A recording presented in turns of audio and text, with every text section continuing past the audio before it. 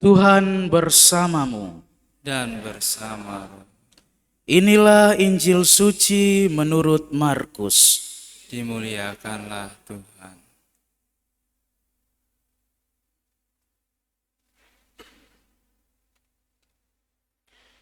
Pada suatu hari Yohanes berkata kepada Yesus, "Guru, kami melihat seorang yang bukan pengikut kita mengusir setan dalam namamu. Lalu kami cegah dia karena dia bukan pengikut kita." Tetapi Yesus berkata, "Jangan kamu cegah dia, sebab tidak seorang pun yang telah mengadakan mujizat dalam namaku dapat seketika itu juga mengumpat aku. Siapa saja yang tidak melawan kita, ia ada di pihak kita.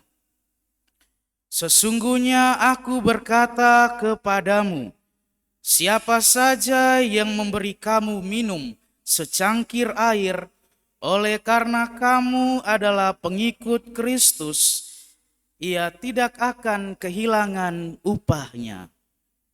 Siapa saja yang menyebabkan salah satu dari anak-anak kecil yang percaya kepadaku ini berbuat dosa, lebih baik baginya jika sebuah batu giling diikat pada lehernya, lalu ia dibuang ke dalam laut. Jika tanganmu menyebabkan engkau berbuat dosa, penggalah, karena lebih baik engkau masuk ke dalam hidup dengan tangan buntung daripada dengan utuh kedua tanganmu dibuang ke dalam neraka, ke dalam api yang tak terpadamkan.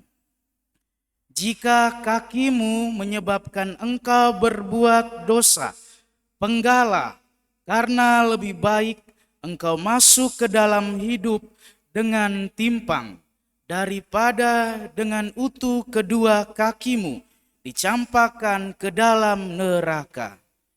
Jika matamu menyebabkan engkau berbuat dosa, cungkilah, karena lebih baik bagimu masuk ke dalam kerajaan Allah dengan bermata satu daripada dengan bermata dua dicampakkan ke dalam neraka, di mana ulat-ulatnya tidak mati dan api tidak terpadamkan.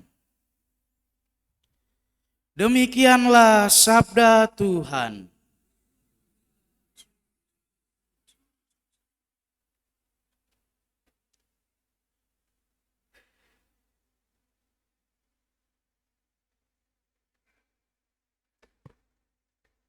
Para suster, saudara-saudari, dan adik-adikku yang terkasih dalam Tuhan, dari 3 bacaan yang kita dengarkan hari ini, kitab Bilangan, surat Yakobus, dan juga Injil Markus, ada satu nilai yang bisa kita hubungkan menjadi garis merah.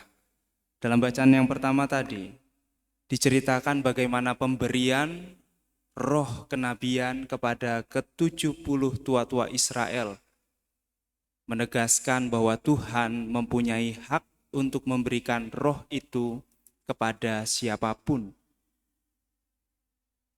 Maka roh Allah diberikan kepada siapa untuk berbicara, itu Tuhan yang memberikan. Bahkan di dalam keluarga kita, bisa saja roh itu berbicara melalui anak kita yang seringkali kita sepelekan, tidak kita dengarkan. Atau dari tetangga kita yang paling miskin sekalipun, roh Allah bisa mengatakan sesuatu. Maka jangan punya prinsip dengan orang yang hebat, orang yang punya sesuatu kita mendengarkan baik-baik, dengan orang-orang yang kurang kita menyepelekannya. Roh Allah juga berbicara melalui mereka. Itu juga yang diceritakan dalam Injil, bagaimana murid marah ketika ada orang yang bukan dari golongan para murid bertindak dalam nama Yesus. Mereka mau menghalangi, kemudian Yesus menegur mereka. Yesus, nama Yesus, Tuhan kita dapat berkarya melalui berbagai macam cara dan melalui siapa saja sesuai dengan kehendak-Nya. Bahkan bisa kita katakan bahwa Tuhan tidak hanya berkarya melalui orang-orang Kristen, tetapi karya Tuhan itu terjadi melalui setiap orang yang memiliki kehendak baik. Kalau orang Islam itu biasa membanggakan diri, Islam itu artinya damai, seperti itu. Jadi semua orang yang damai itu Muslim, seperti itu. Kita juga bisa mengatakan, Tuhan Yesus Kristus itu kasih. Jadi semua orang yang mengasihi itu pengikut Kristus. Oleh karena itu, pengikut Kristus yang sejati tidak akan eksklusif, menutup diri, bekerja sama dengan orang-orang lain. Karena dia bukan golonganku, aku tidak mau bekerja sama dengan dia. Tetapi orang Kristen sejati, dia siap menyambut siapapun yang punya kehendak baik. Dan dalam bacaan yang kedua, kehendak baik itu terwujud konkret. Tadi dikatakan, memang gereja tidak menghalangi, tidak mengharamkan orang memiliki kekayaan. Kekayaan pribadi itu dihormati, bukan milik kita itu milik bersama, bukan. Tetapi kita harus tahu juga bahwa kepunyaan kita memiliki nilai sosial. Artinya nilai sosial itu harus dibagikan. Kita semua dipanggil untuk rela berbagi dengan sesama. Kehendak baik yang kita miliki haruslah kita wujudkan.